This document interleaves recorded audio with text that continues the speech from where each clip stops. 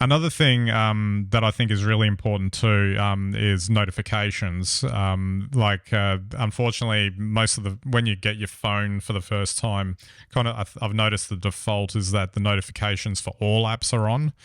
And one of the first things that I do is I switch off everything except for the absolute necessary things, like, for instance, the phone app and the messages app as classic examples of things that you don't get It's down. interesting, Ben, because you're an Apple user, but in Android they'll just keep switching themselves back on. I don't know how they manage it.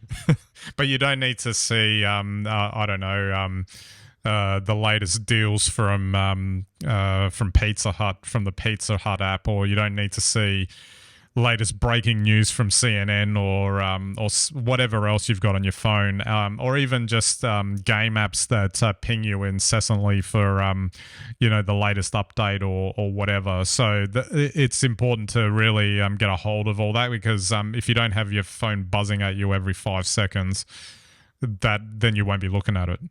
Actually, that's a really good point. And one of the other things I've transitioned away from in the last 12 months was I used to play games on my phone, but I've given all of that away now. Got a Nintendo Switch, and I just play Zelda franchise.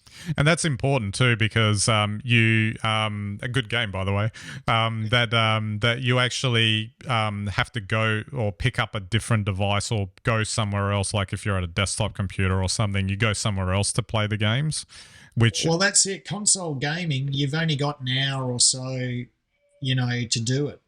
You've got to sit down, you've got to make that time. You can only do it, and then when you're tired, you stop. With a phone or a device, if you've got games on there, you've got socials on there, and you've got all your communications on there, then no wonder you're on there for 8 hours, because you're picking it up every 30 seconds and checking for 15.